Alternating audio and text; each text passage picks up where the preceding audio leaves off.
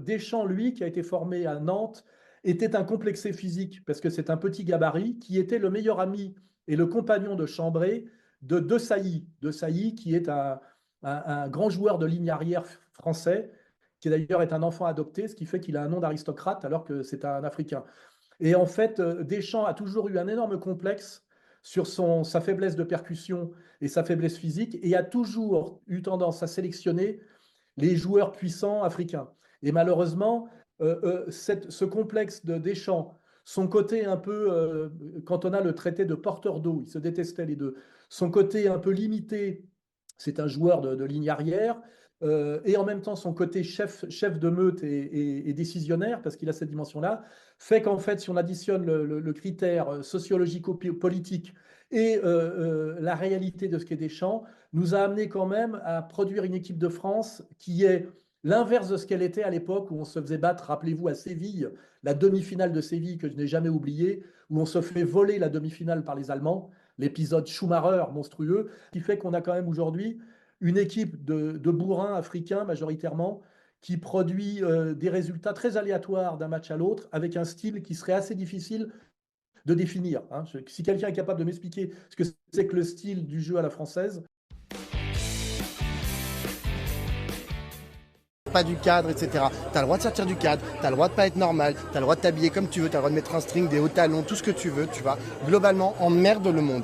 Emmerde le monde, tu vois. Genre, franchement, si on être homo, être LGBTQIA+, c'est d'abord et avant tout emmerder l'hétéropatriarcat. Genre, si on n'emmerde pas l'hétéropatriarcat, franchement, je suis pas sûr qu'on mérite d'appartenir à cette communauté. Raciste transphobe, on ne veut pas de vous dans nos rangs, on est queer et fiers, solidaires et sans frontières, notre féminisme ne se fera pas sans les putes, on arrive d'un bloc, notre grève comme un hypercute. Voici mon outfit du jour. La petite chemise comme d'hab, le petit t-shirt. Et bien sûr, il fait chaud, j'ai mis le petit short de Tana. La petite banane. Allez, bye mes gourgandines. Alors, je suis Sailor Moon de la série éponyme. D'accord.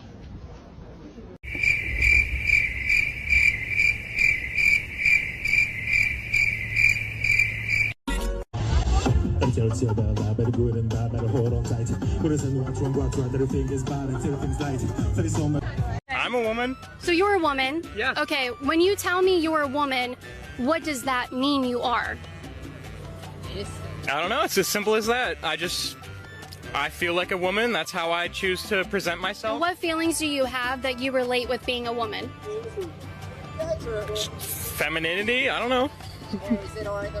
That's what I'm more comfortable with. Okay. Why? Couldn't tell you. But you are a woman. Yes.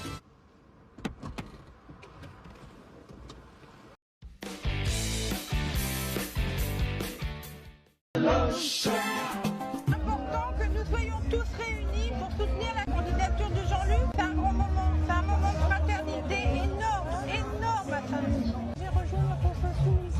Aux élections de 2024, j'ai tremblé. Aux les élections de 2027, je veux vibrer. Jean-Luc Mélenchon parle trop fort et est clivant. Selon moi, c'est dire si le reste de la caste politique, si on peut appeler ça caste, se montre lisse à un moment donné quand on a des idées à apporter et quand ces idées, elles sont au-delà de ce qu'on entend en général et de ce qui est consensuel. Bah oui, effectivement, aux yeux de tous, on passe pour clivant. Donc oui, effectivement, Jean-Luc Mélenchon est bruyant et clivant. Pas plus mal. Moi, je suis là pour le programme de rupture. Je suis là pour une deuxième chose très importante. Il faut absolument faire barrage à l'extrême droite. Non à Bardella, non à Marine Le Pen. Oui à Jean. Il faut qu'il y en ait qui portent haut et fort cette parole. Regarde. Je me suis fait taper dans le train la dernière fois quand je rentrais. Du coup, je suis allée porter plainte. J'ai jamais eu de nouvelles ni quoi que ce soit. C'était un blanc, un noir, un arabe, c'était quoi? C'était juste un mec.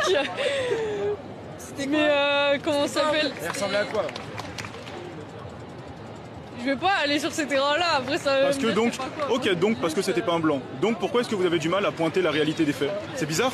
ça peut attiser à la haine, par exemple. Mais tout le temps, ça attise à la haine les gens bêtes qui comprennent pas. Mais si là justement vous avez pas parlé, justement ce que vous faites là du coup c'est pas bien. Vous avez pas pointé ça c'est une réalité. Blanc. Mais vous voulez pas en parler parce que c'est une réalité. Ça aurait été un homme blanc, vous aurez dit ah c'est un blanc, vous aurez pas eu tout à le dire. Moi j'aurais pas dit. Parce que j'en interviewe beaucoup des gens. Juste là du coup, comme tu le vois, c'est un mécanisme quand même de défense en quelque sorte pour protéger vos propos. Si on n'a pas beaucoup, bah tu le dénonces pas, et si on a beaucoup, tu le dénonces. Tu fermes pas les yeux comme tu viens de faire. Parce que ça, du coup, c'est malhonnête. Et après, on n'arrive pas à des vrais chiffres. C'est juste que moi, je réponds pas tout court. C'est juste malhonnête. Blanc, qu'il soit asiatique, qu'il soit noir, qu'il soit arabe ou quoi que ce soit, je trouve la question. Pour moi, je parle pas de la couleur de peau. Enfin, il va frapper. Pour moi, c'est juste un homme, quoi. Et donc, si tu faisais la différence, peut-être que tu arriverais à avoir un consensus. Certaines fois. Après, le but, c'est de pas faire une généralité. Hein. Bien sûr. Vas-y, si je vois un homme noir dans la rue, je vais pas dire, oh lui, il va me frapper. Bien sûr. Mais imagine, tu vois 10 rebeux sous OQTF qui te tapent, tu dis, j'ai 10 rebeux sous OQTF qui m'ont tapé sur 10 personnes qui m'ont tapé, et donc c'est pointé un fait. Sinon, on arrive à tous les hommes sont. Et c'est extrêmement débile de penser comme ça. Bah ouais, je me suis fait taper.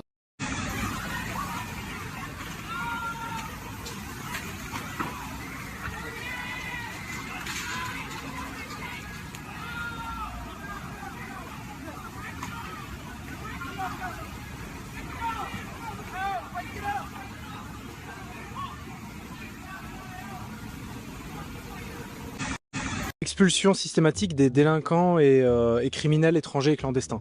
Ça, je pense que c'est pas forcément une bonne idée parce que. On parle de délinquants et de criminels. Hein. Oui, mais ce que je veux dire, c'est que si jamais il y a des personnes qui sont délinquantes et criminelles, le fait qu'elles soient expulsées, ça peut donner une image du pays aussi sur les personnes qui sont pas forcément des délinquantes. Donc ça peut créer des clichés supplémentaires. Donc je pense que c'est pas forcément une bonne idée. Ok. Suppression du droit du sol. Donc pour devenir français, il faut que ça soit uniquement par le mérite et l'assimilation. Ça, je pense que c'est pas forcément une bonne idée parce que le droit du sol, c'est quelque chose qui permet à la France d'être plus accueillante.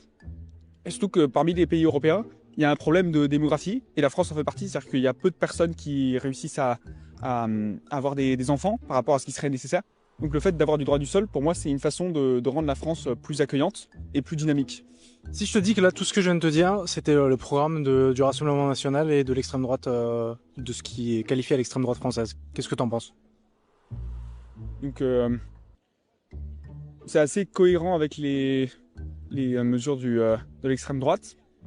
Après, moi, c'est pas trop mon opinion politique, mais... Tili tili tam, camarades, approchez.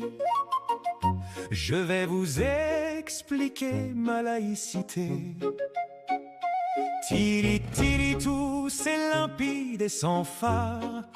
Mon étendard, c'est le double standard.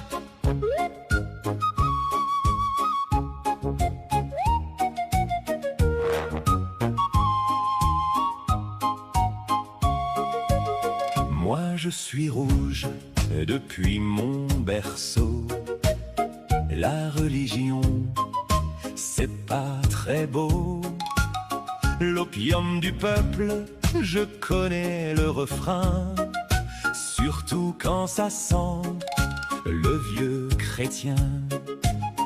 Les curés, les messes, les croix, les missels, ça me donne envie de grimper au ciel. Les catholiques nauséabonds me font sortir de mes gonds. Mais les musulmans, ils sont sympas, car ils votent pour moi. Les sourates, ça m'éclate. Le Coran, c'est marrant. Ta croix doit mettre les voiles, mais le voile, c'est pas ce que tu crois. Mon étendard, c'est le double standard. Et le double standard, c'est moi. Ma mairie n'est pas une église, pas de crucifix, pas de bêtises, mais elle peut être une mosquée. Ma pensée est aussi droite qu'une tour de Pise, mais j'en ai rien à carrer. Je veux des murs sans Notre Père, sans bénitier, sans vieille prière. Mais pour les autres on contextualise, on déconstruit, on relativise.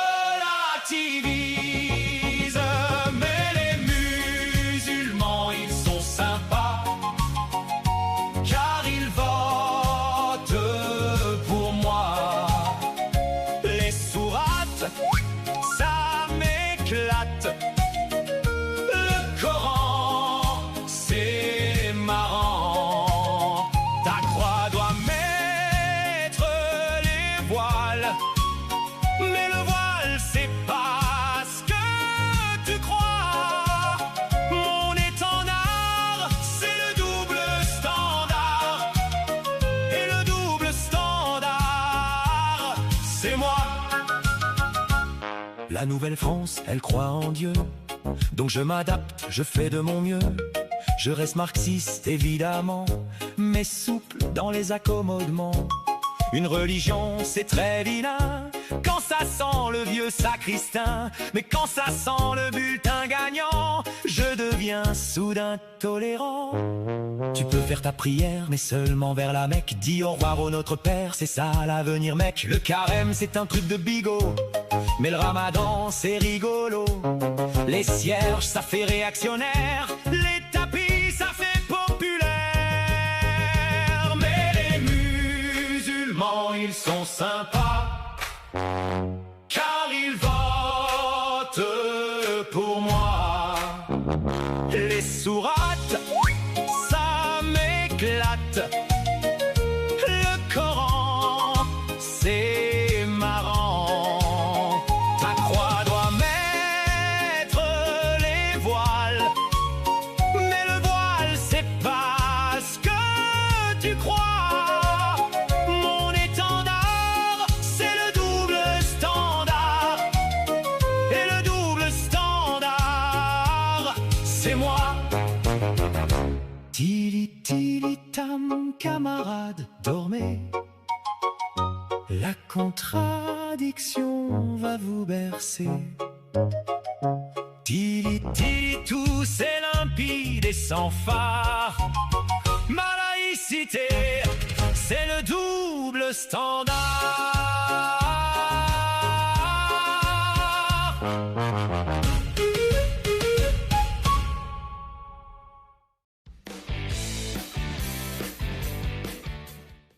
Dans la Bible, il y a le verset qui dit si on te frappe sur la joue gauche, tends la joue droite. Ça ne veut pas dire ce que vous croyez.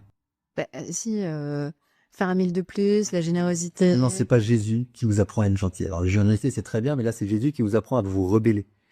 À cette époque-là, dans l'Antiquité, si jamais vous frappez quelqu'un avec le revers de la main, c'est-à-dire que vous le considérez comme votre inférieur, comme votre esclave. Et donc, Jésus vous dit, tends-lui l'autre joue. Et comme ça, vous, si vous lui tendez l'autre joue, vous l'obligez à vous le faire prélever avec la paume. Et là, ça veut dire en fait que vous l'obligez à vous reconnaître comme votre égal. Donc en fait, ça change complètement de signification. C'est comme là, si on te demande de faire 1000, fais-en 2. Parce que vous avez une loi romaine à cette époque-là qui vous dit, eh ben, l'armée romaine a le droit de vous réquisitionner pour faire 1000 avec vous. Et Jésus vous dit, bah, très bien, chiche, on va aller jusqu'au bout. Faisons un deuxième. Et là, en fait, si le soldat vous réquisitionne pour un deuxième, c'est lui qui outrepasse ses droits et c'est lui qui va se retrouver devant la justice. Donc en fait, c'est Jésus qui vous apprend à complètement retourner les choses et à jinxer la méchanceté d'autrui. C'est ça, être chrétien. C'est là où c'est super malaise. Jésus.